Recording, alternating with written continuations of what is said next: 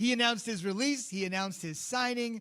But you think the signing with this particular team actually means maybe the market for JJ, which everybody thought was white hot, or red hot, I got now you're in the desert with the Red Sea, maybe the market wasn't as flush with teams as we may have thought. Well, you got to think about these things, though, right? When you hear the report, first off, everybody wants to sign J.J. Watt. Oh, my God. Yes. At what price, though, right? Buffalo was all in on him. But Brandon Beam, general manager of the Buffalo Bills, was not going to spend $31 million with 23 of it guaranteed, which essentially for the Arizona Cardinals is a one-year deal at $23 million. But they were not going to do that. So when you start to look at it, you say, well, what was Green Bay? Did Green Bay, were they really interested, or did we try and tie it together because he's from the region? Or because Shaq Barrett and the Tampa Bay Buccaneers are going to be negotiating a long-term deal, and he may price himself out of what Tampa's willing to spend based on their finances and their cap issues and all the other guys that they want to sign. So let's pencil him in Tampa. And so when you start to look at it, it's like, okay, he went to Arizona. Why would you go to Arizona?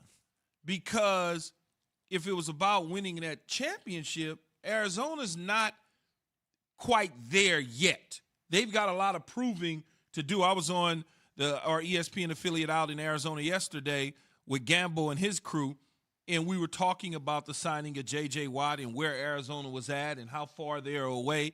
And when you think about it, yes, defensively, the Heat certainly gives them what they can use as a pass rusher. They went out and got Terrell Suggs, who was a little bit older, obviously, and at the end of his career, they didn't get much out of that. But you got Chandler Jones on the other side, and this could potentially form a tandem as two of the better pass rushers that we've seen in the National Football League as a tandem. You think about guys like Von Miller and DeMarcus Ware, or you think about Dwight Freeney and Mathis when they were in Indianapolis. So, and I could go on and on and on with a list of guys in that play the defensive side of the ball and with pass rush specialists.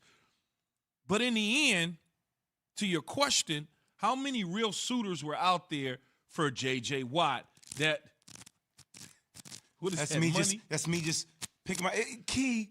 He got $23 million guaranteed. Yeah, it's definitely about the money. And here's what I laughed at this when I saw it the other day, because Ed Werder had a tweet that came out, and I'll read the tweet to you, Key, because this goes into your cute Kyler Murray conversation that we've been having all year long, right? That lets you know that J.J. Watt, in my opinion, signed for the money, which I'm not mad about. Oh, no. Get your money. Yeah, I'm not Get mad your at money. his money. But you know, I just thought he was chasing a ring. Well, you know how sometimes that narrative can be spun, too, to try to make it look like, oh, well, it's about the bigger picture when we know it's really not, right?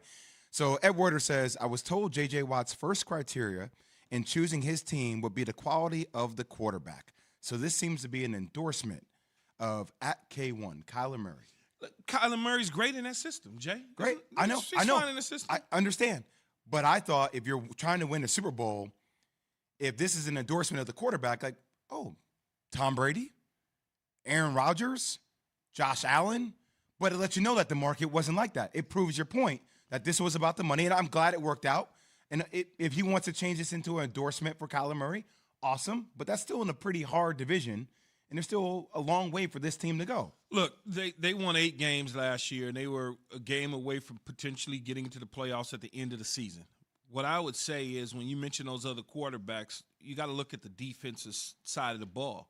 I don't know what Buffalo was willing to give him. I have no idea. I don't know if he even talked to Tampa or talked to Green Bay. I have no idea at all. But I could probably bet that those numbers were not even close to what Arizona was willing to do. This is a make-or-break year for Cliff Kingsbury in the desert. Let's be honest with ourselves, right? Steve Wilkes got fired after 2 wins. Cliff Kingsbury won 5, then won 8. He needs to take another giant step. He can't go backwards and be 6-10. He can't be 7-9. He can't be 8-8. He's got to take a giant step, which means that they're pushing all their chips to the middle of the deck. And this is also a pivotal year for Kyler Murray. Kyler Murray's got to show that he's willing to take the next step in the National Football League. It's okay, so what? You make a Pro Bowl. All right, everybody makes Pro Bowls this day and age. You win 8 games. You're within a system that you've been running since high school. We all understand that. Now it's consistently beating the San Francisco 49ers, the Los Angeles Rams, and the Seattle Seahawks to take over that division. And if they could take that next step by adding J.J. Watt to it, then they win. And if not, it's a one-year deal at $23 million because the new coaching staff that comes in there next year will certainly part ways with J.J. Watt and want to bring in and build it all over the way that they want to. Plus, it's the year where the Arizona Cardinals will have to make a decision after the season on picking up the fifth-year option of Kyler Murray. So you got all those sort of little subplots that's going on in the desert. Thanks for watching ESPN on YouTube. For live streaming sports and premium content, subscribe to ESPN Plus right now.